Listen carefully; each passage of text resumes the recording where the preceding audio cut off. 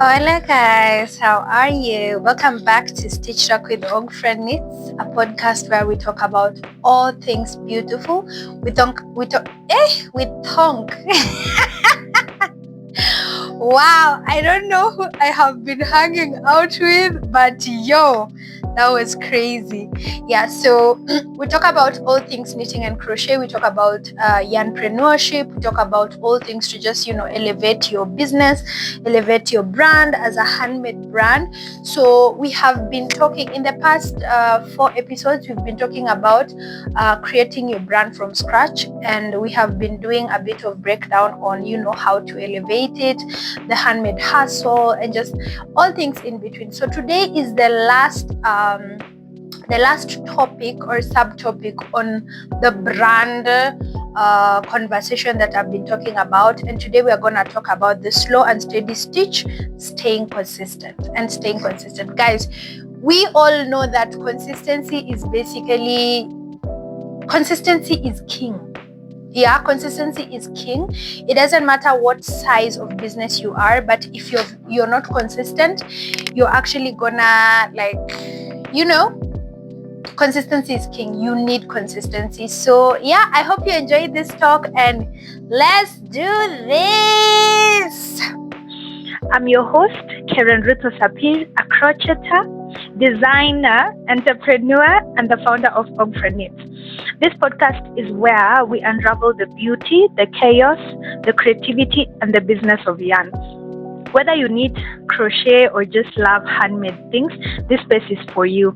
Even if you want to learn also, this space is for you. We do not lock out anyone. As long as you're stitch curious, you're most welcome.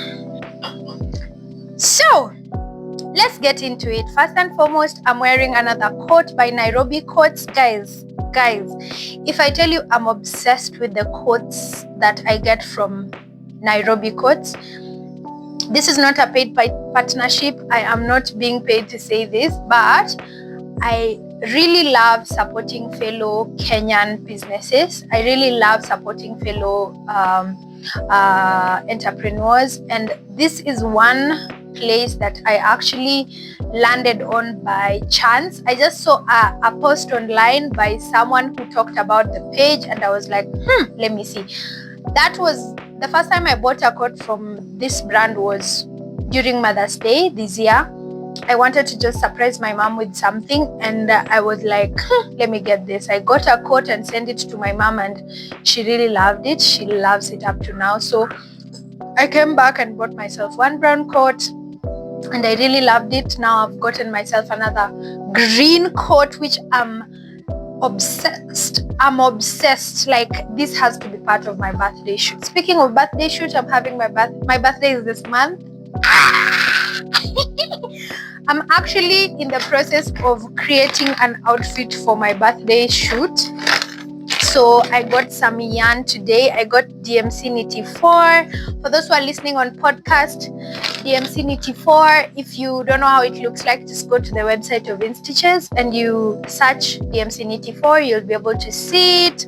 I got 2 of these, and I got this yarn also. I got the Yarn Art Flowers Alpaca. Now, the idea is to combine, you see this is yellow. I start with this on the top, the waistband and the beginning, then I will finish with this, and then the outfit will eventually end with green. Yeah, so if you know, I've used this yarn on another yellow dress, which definitely will be part of my shoot also. I'm gonna put that dress over here. So I did want to use the same variegation for this other outfit. So I was like, let me try something else. And since green and brown and yellows are like the colors I'm recently obsessed with, I definitely picked this, and I really love it so far. So far, I have just done, let me see, I've done the waistband.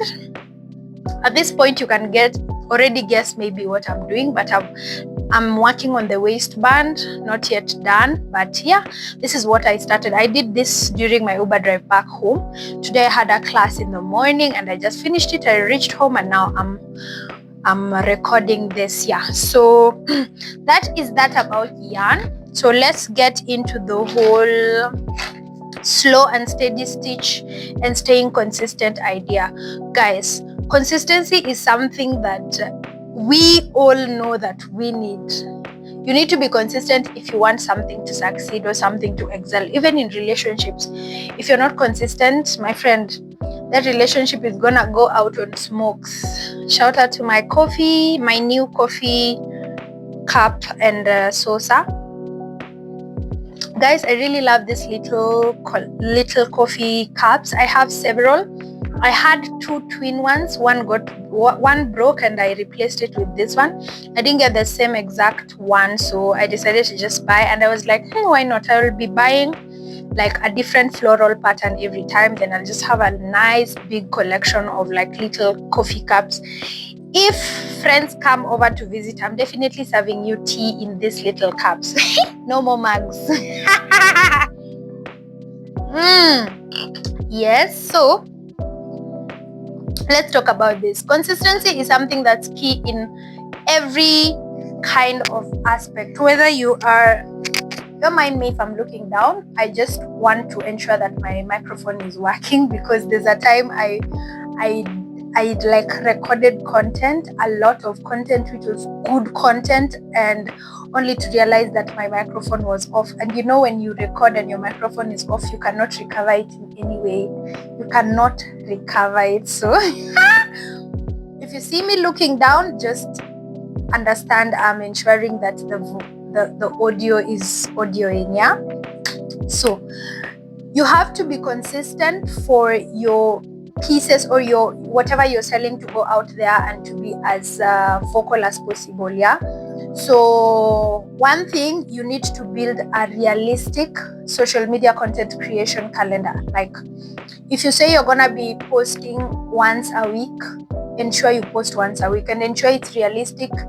And how are you going to ensure it's realistic? You're going to look at your schedule, you're going to look at your work, you're going to look at your day-to-day activities and see how this schedule fits into your normal schedule. Yeah, your normal schedule will include things like, you know, cooking, eating, washing clothes, working if you have an 8 to 5, teaching if you teach like me, and all those things. So what time can you fix in this content creation without your schedule being overwhelming? Okay, so it is okay to say, I'm only able to post once in 2 weeks, I'm only able to create a YouTube video once in 2 weeks, I'm only able to, it is okay to do that. Yeah, it is very, very, very okay to do that, because that just means that you're being honest with yourself and you're setting up a schedule that you can be consistent in. Yeah, an example I'd give is, I personally put out my podcast on a YouTube video once every week.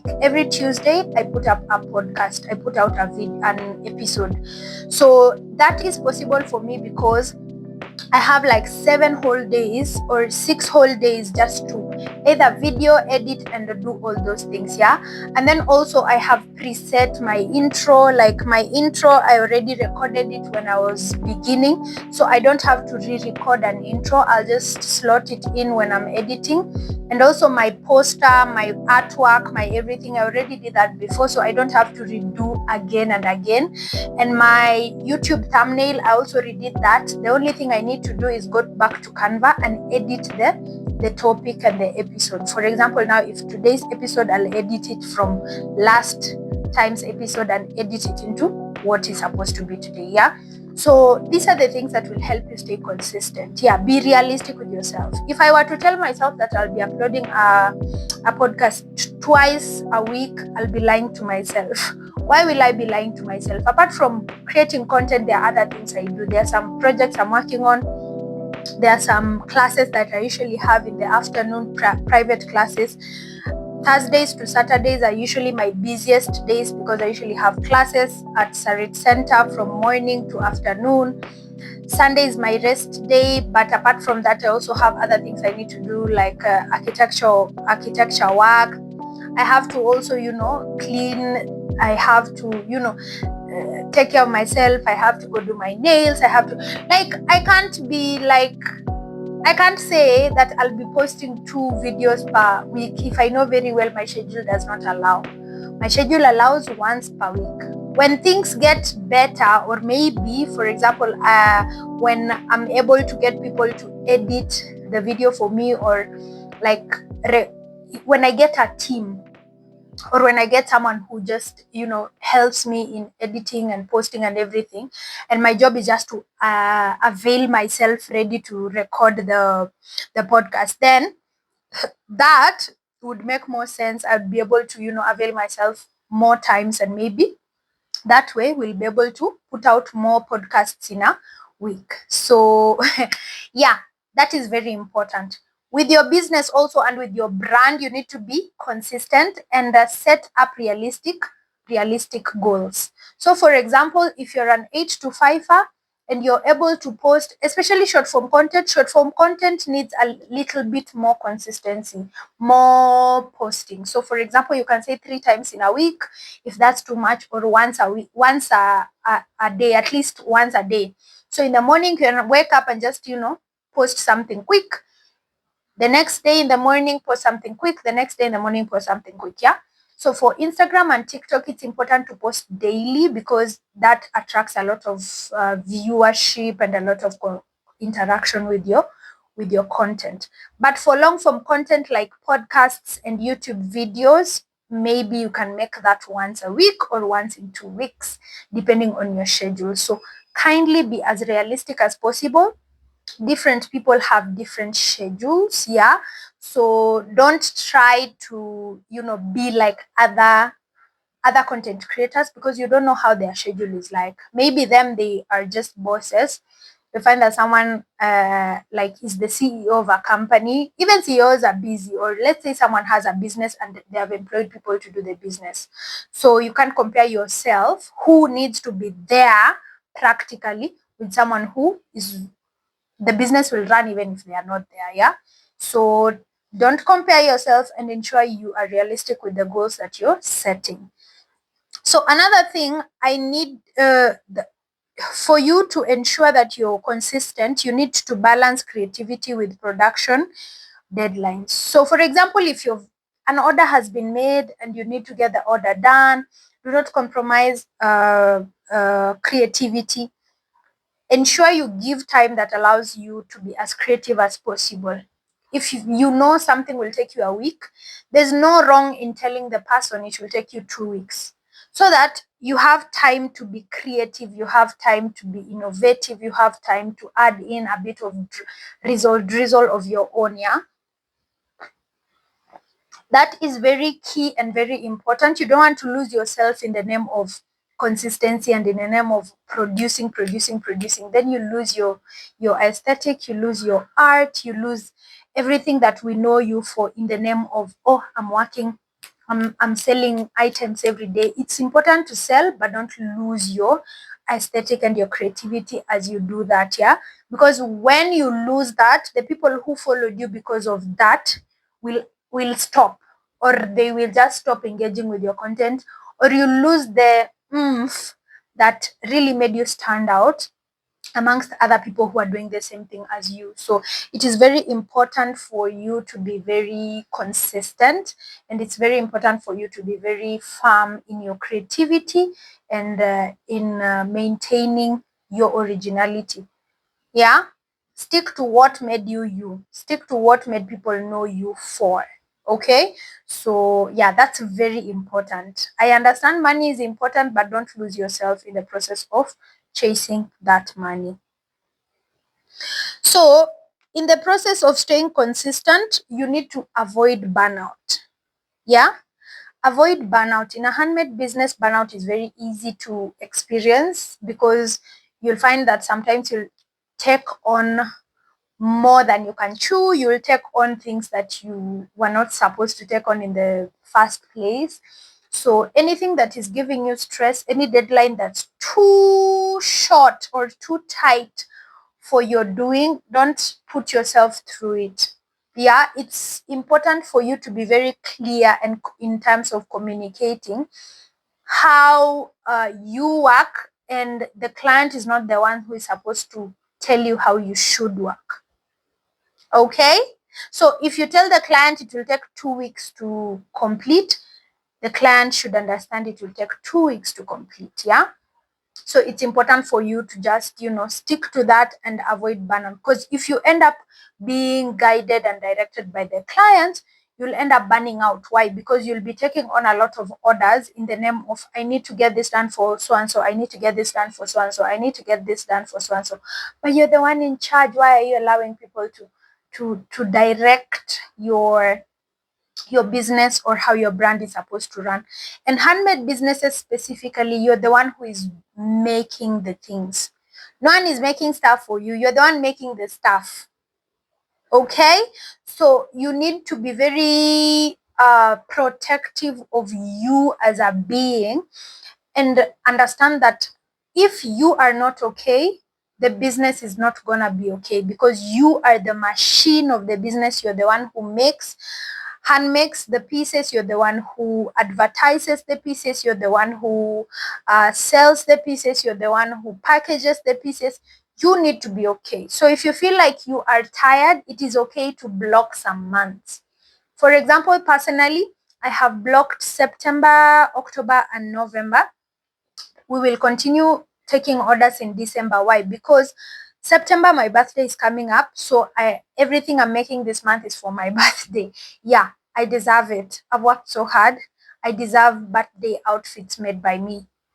I've blocked October and November because October and November, we're going to be having a lot of pick and knit events. We're going to have 2 major pick and knit events, and I need to be I need to be set and free for planning and organizing those events.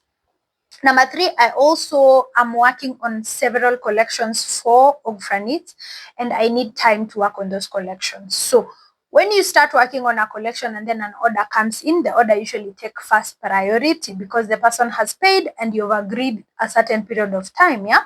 So you can't take an order now and say that you'll deliver in January or December. It doesn't make sense even for handmade pieces, unless the client doesn't mind and you've explained to them that September, October, and November, I'm quite busy. I can only start working on your order in December. But if you're okay with paying your deposit right now, you'll be the first one to be attended to immediately December starts. Yeah. So if the client is open to that, well and good, but most won't be open to that because probably they want to wear the item in November, they want to wear the items you wear. So yeah, you need to be very, strategic. I understand that within these 3 months, there are clients you would have gotten that you will lose maybe because you've blocked this month. However, you need to look at the longer game. Why? Because number one, the things I'm making for my birthday are not just for fun. I'm making them for my birthday. I'll do a photo shoot, but they'll eventually end up on my Ogfranit's website. Yeah, as pieces that I am selling, as pieces that people can make orders of. And the collections I'm also making and starting are not for fun. The collections I'm making are also going to end up on my Ogfranit's page. And the importance of coming up with new collections is that you remain fresh, you remain relevant, you remind people that you actually make hats. There are some people who may interact with your page and just find that, oh, I see dresses, I see 2 pieces, I see that's it. Probably that's all she makes. No, they see you have a hat collection, you have a dresses collection, you have a, scarf and shawl collection, you have a this collection. So it just, keeps things fresh and alive and keeps things, relevant. So you need to really be keen and intentional on this, and you need to be intentional. It's okay to block some months. Don't be stressed and don't burn out. Okay. So the important thing about not burning out is it will help you continue working. So for example, if I didn't block this month and then orders were coming in, I'll be super stressed because I'll be doing the orders and also trying to push these other things as much as possible. That would mean I'd be sleeping at 2 a.m., waking up early in the morning to continue crocheting. At 10, I have to leave the house so that I can go to teach classes. In the afternoon, I have other classes that are running. So it's just not gonna gonna be sustainable. So it's important to look at it in a very, sustainable kind of manner and decide what you're blocking. Okay. Yeah. Another thing you need to do is keep showing up even during slow sales season, guys. There are months that you'll not sell anything. Yes. Handmade businesses, there are months, and these months we really experience them quite often. There are months that you won't sell anything. Why? Because number one, handmade pieces are very expensive, and it's not every month that people just want to splurge. So our best month is usually December most times, because, or end of the year kind of place, because a lot of people are buying gifts for people and they don't mind splurging, and they don't mind, spending some amount of money for their grandmothers and their mothers and their children and stuff like that. Another time we make money is during the cold season. The cold season, usually a lot of people are buying beanies and scarves, a lot of people are buying cardigans, a lot of people are buying stuff. So those are few seasons in the year. Yeah, there are quite few seasons in the year. So you cannot really be like, uh, uh, you have to be as intentional as possible. During these slow months, you need to keep yourself busy. Now, when you notice the slow months have arrived, that is when you now start bringing alive your collections. That is when you're supposed to be as active as possible on social media. If you are posting twice a week, now it's the time to post 5 times a week, because you have the time. There's no order you're making. The slow months are the times you're supposed to create the new collections that you've wanted to create, okay? That is the time you need to create those collections. That's the time to maximize on your creativity. Yeah. So that when the busy times comes, people even have something to refer to. They're like, oh, I want this, I want this, I want this. The things that you made during the slow months. Yeah. Another thing that you need to do to stay consistent is celebrate small wins. Stay motivated. That helps you stay motivated. If you wait for just the big, or you've been featured in Lane magazine, or you've been sijui done what in sijui, you've been interviewed by nani Larry Madowo, those are the only things you celebrate. They may never come. It's not everyone who will be interviewed by big people. It's not everyone who will be featured on CNN. It's not everyone who will get to showcase their pieces in New York Fashion Week. But you have managed to showcase your work at some university fashion show. Celebrate that win. If you've managed to, put your pieces, stock your pieces in a shop around, in a mall somewhere, you're being paid on consignment, celebrate that win. Yeah. Celebrate those small wins, and that's what will give you motivation to work harder and smarter and move you towards better and greater things. So guys, it is important to stay consistent, and the slow and steady stitch is actually very important. You shouldn't be running 900 kilometers per hour. You're not an airplane. Yeah, relax, take your time, strategize your work, and think. So, thank you so much, guys, for joining in on the podcast, episode 6.